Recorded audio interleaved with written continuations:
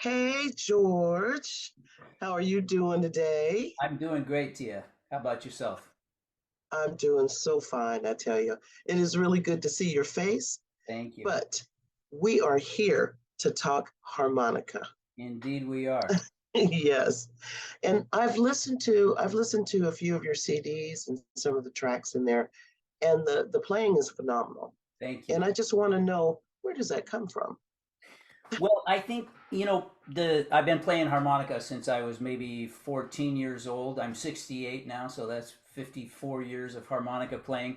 Uh, I think the main thing that you're hearing that's different about my harmonica is the difference between this instrument, which is a diatonic harmonica, and that's what Uh, most players in blues are using, and this harmonica, the chromatic harmonica. And I'll hold ah, them up so you can see the difference in size. My nickname, of course, comes from the big harp that I play, not from me. I'm not a particularly big person. Um, so these instruments have these two instruments have different natural voices. They just sound different.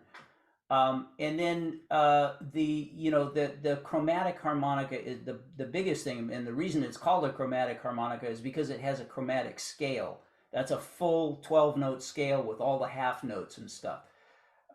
And you get that. I don't know how well you can see in the camera there, but do you see the holes there on the harmonica? And my finger right. on this, it's called a slider. I'm going to press that in, and you'll see one set of holes Ah, goes off, and another set of holes open up. What's okay. happening there is that there are two sets of reeds here, two complete sets of reeds, a total of 64 on this instrument, which is a 16 hole chromatic.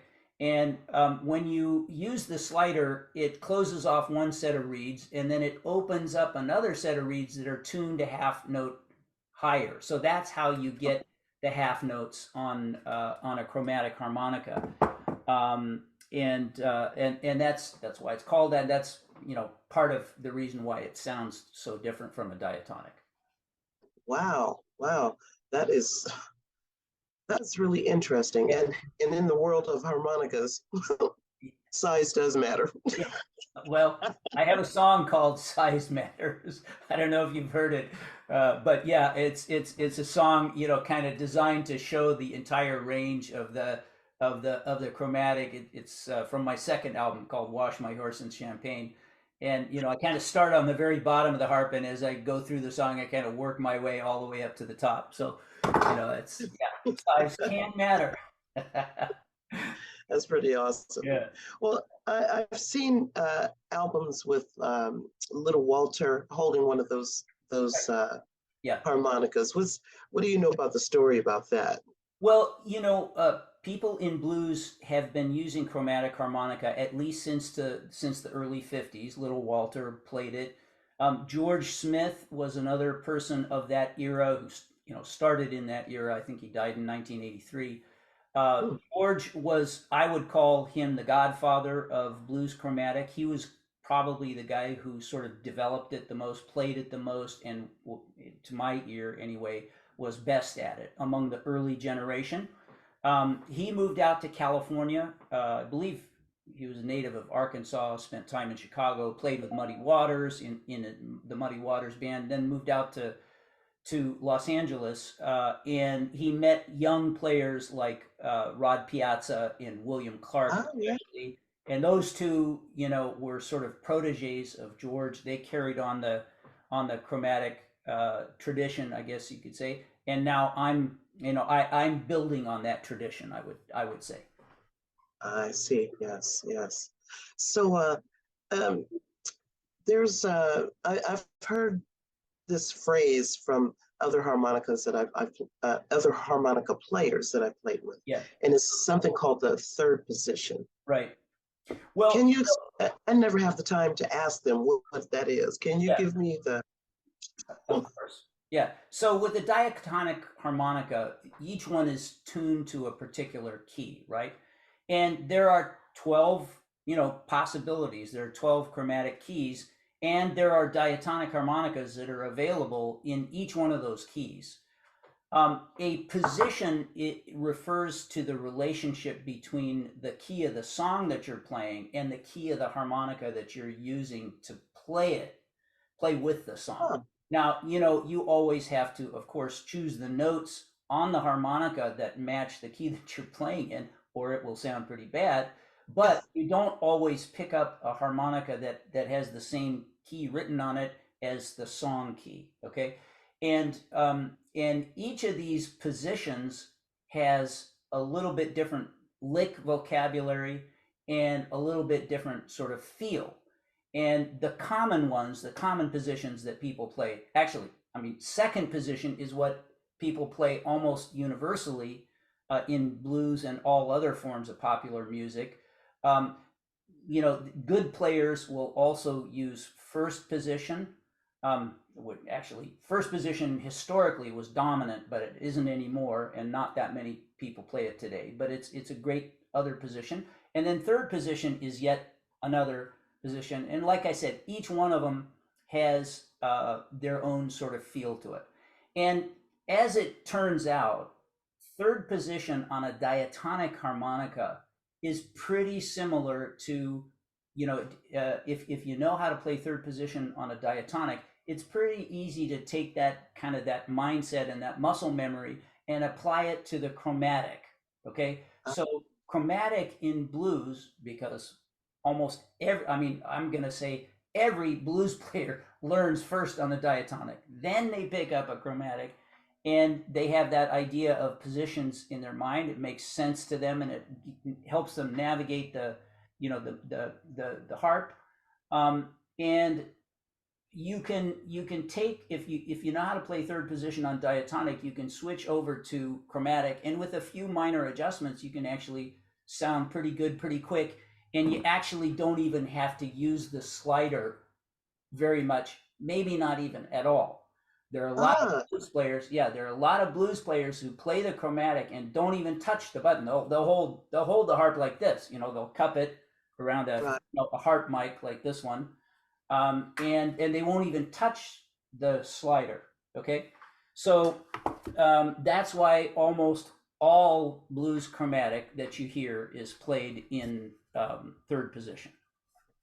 Okay. So basically, I mean, theoretically, you can show up with a chromatic harmonica and Yeah, play any song. that's right. Yeah, chromatic harmonica. That's awesome. Yeah, it's got a full chromatic scale, just like a keyboard, right? Just like a piano, right?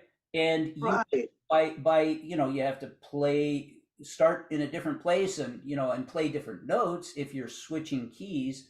But theoretically, you can do that. And in fact, not just theoretically, in every genre other than blues, well, other than popular music. So, for example, in jazz, in classical, in tango, people who play the chromatic harmonica, and there are a lot of them, and there are a lot of really fantastic players in those other genres, they don't even think about this position stuff. It's just like somebody sitting down to a piano. Okay, it's the key, the song is in B flat. Okay, I know where to start, and I know what chords to play, Right. and what notes to hit. Same on the chromatic. So That's awesome. yeah. Why would anybody show up with 12 other harmonicas when they could show up with a chromatic? Well, yeah, I mean, I mean, if you're if you're coming out of the blues tradition, which really builds on this instrument, Right. with that idea of positions kind of drilled into your brain, the chromatic seems like a weird, kind of thing, and the muscle memory doesn't work quite as easily. It definitely doesn't work if you're gonna play positions other than third position on this harp. You can't avoid using the slider. And for blues musicians, it's easier just to say, well, okay, if a song is in A, I'm going to pick up a D harp, and I know what I can do. And then, if the song is instead in G, I'll pick up a C harp, and exactly what I was going to do on the song in A with a D harp, I can do with a song in G and a C harp. Okay, Ah, all of the licks that work in one key work in the other. So you kind of you switch harps in order to reduce the amount of kind of new things that you have to do. And please Right. believe me, I'm not in any way speaking ill of people who play diatonic harmonica.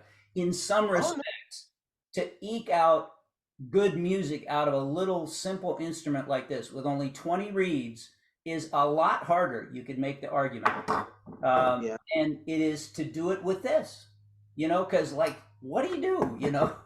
It's part of why the diatonic tradition is so creative and has come up with so many tricks to kind of expand the capacity of the instrument.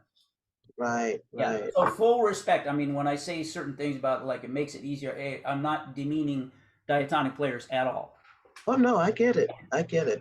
Right. So that instrument leads well to playing acoustic, Which one? the chromatic. Chromatic? Well, you can play it amplified, or you can play it acoustic. Now, it's by tradition, not by any particular rule, not for any particular reason. In blues, most people play it amplified. And by amplified, I mean, again, this is by the way a Greg Human uh, Bulletini, which is a popular mic among harp players. Really great thing. I like it because it's small and I can actually hold the harp and the microphone in one hand, so I can give signals to the band at the same time. Right. I do it with my right hand though, so I can actually hold the harp, manipulate the slide, and direct the band. You were multitasking. Indeed. Yeah. Anyway, so most people choose to play it to play it with the mic, and cupping. And what that does is it brings a kind of a distorted, desirable distortion that gives it a thick saxophone-like sound rather. And then on this instrument, if you place these lower notes, it almost sounds like a trombone or even a tuba. You know, so you can get a lot of cool sounds out of amplified chromatic. I and this is another thing that where I kind of differ a little bit from most other people playing chromatic and blues is I often choose to play it acoustically. And the reason is that I just like the natural voice of the instrument. I like it distorted, and I will do that. And a number of my songs are recorded with a mic, cupping a mic. But many of them I play directly into the vocal mic or if I'm playing live, into the PA. And it just, for me, it fits my songs and my style of music better. But you always, it's the song that rules. It's the song that tells you, whether what kind of approach you're going to use, what kind of harp, and whether you're going to amplify it or not. And by the way, Right. I do still play diatonic. I played for 40 years on diatonic before I started focusing on chromatic, and I still pull it out every now and then. I mean, many the people who do play blues chromatic, and there are a number of them, and there are some really really great players. I love Rick Estrin's chromatic playing. Um, 2 or 3 songs out of 10 maximum. Whereas I'm on the chromatic almost all the time, and I pull out the diatonic for maybe one song a set, or at maximum 2 songs on a set or on an album. I don't think I've ever put more than one song on 12 or 13 songs out of on an album on diatonic. But I do play both. So I guess that's why your music sounds different. I didn't really understand that until you Right. explained to me, the difference between the two. And listening to your songs, it's kind of like, huh, I know that's a harmonica, but Yeah. it's a little different. So Yeah. yeah, Well, I that's what you're hearing is the difference between, on the one hand, the chromatic and the diatonic. It often played acoustically, which you don't hear that much in blues. You hear it other people do it. I'm not saying there's nothing that I've done that hasn't been done before by somebody somewhere. It's more kind of Right. a question of how often and how much. Um, but yeah, it's. I think that's why my harp sounds different. And to be honest with you, I mean, I was inspired by Paul DeLay to kind of really focus on the chromatic harmonica. There's a song of his called "Why Can't You Love Me," which if you haven't heard it, I recommend you listen to it, and anybody watching this also to listen to it. It's a really beautiful song. It's played in what we would call second position on the chromatic. Um, and when I first heard it, which is about 25 years ago now, maybe more, I got, wow, that sounds really different, really cool, really fresh and interesting. And um, and so that's what got me, trying to figure out what in heck is he doing that makes it sound so different. And that's what it was, playing in second position. And since that time, I've sort of taught myself how to play in multiple different positions. If I didn't, if I only played in third position, you'd get bored with my music right away. You'd get three songs in, you'd go, wow, this guy sounds the same on every darn song. So, playing in multiple positions is kind of essential to my use of the chromatic. If I didn't do that, you wouldn't listen to me. Right. It's kind of like for a singer singing in full voice and switching it up to falsetto. Sure. Yeah. Yeah. You can't. You gotta have a few tools in your toolkit. A few little tricks in your bag, whatever, however you want to put it, to keep it interesting for folks and Right. for oneself. You know. I mean, I'm sure you're the same, Tia. Uh, as an artist, you want to hear good music, and you will only produce music that sounds good to you. And Yes. I'm the same way. I have to like what I'm doing, and if I don't do it. Like if I write a song and it doesn't pan out for any reason, I'm not going to record it or I'm not going to perform it. And so I guess in a way I'm my own first fan, and I have to be satisfied with what I'm doing before I put it out before anybody I else. truly understand that. I I truly know, understand that. I know you do.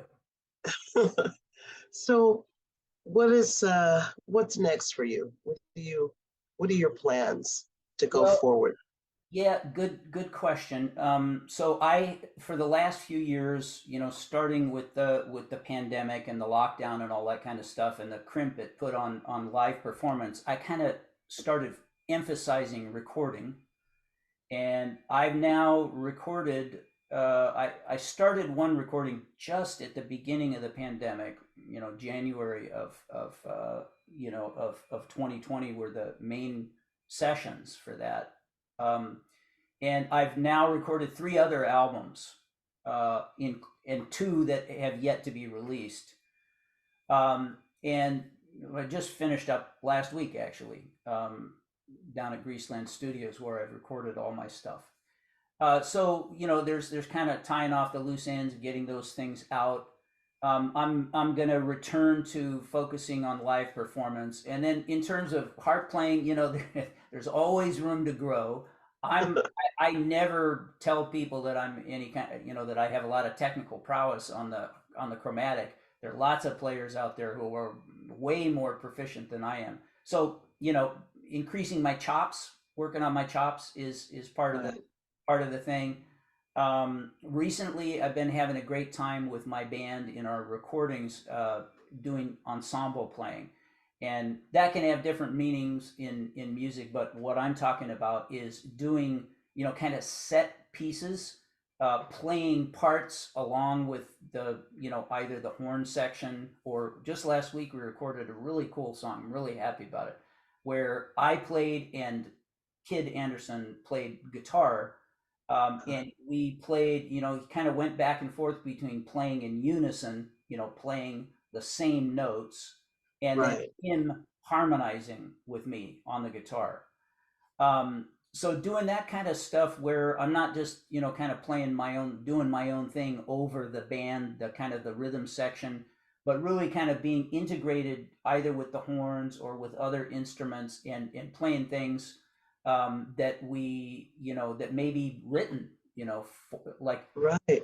couple of the songs we recently did. Mike Rinta, the trombone player and horn arranger for many of my songs. Michael Peliquin also is a great arranger I work with, and sax player. But those two guys will sometimes write parts for me, or Uh, I will record something and send it to him, and then because I'm not very good at transcribing, I'm very slow at it. They will do it for me, and they'll come back to me with they will have written harmonies for something that I've composed. Or wow. Yeah. they will say, okay, you're gonna, here's your part. You're gonna play this part in a horn section. So I'm actually recording as part of the horn section. And as much as I love soloing, and I do certainly, that's kind of where you get your self expression out or whatever. Right. Um, Playing with the band is very, very cool. I really, really enjoy it. It's there's this special feeling of, like you're weaving this rich tapestry that you couldn't get by yourself as a soloist. You know what you just described? What's An instrumental choir. Yeah, right. Yeah. By the way, Yes. I just read something, which I'm sure I read something in the Washington Post about how singing with other people has all kinds of measurable mental and physical health benefits. Isn't that cool? And, Yes, it is. you know, Yes, it is. and doesn't it make sense? Isn't it consistent with your actual experience? Yeah. Yes. Yes. And not just, I mean, when I'm singing solo with a band and Yeah. I'm leading, when I can get the audience to sing along with me with Uh-huh. whatever I'm singing, it's like it's not only me that's just going inside going wee. Yeah. The audience is going wee Yeah. too. It that is a fact. That is a fact. that that meeting of spirits in music is one of the magical things that you and I both are so lucky to do. Yes. Yes. Yes, indeed.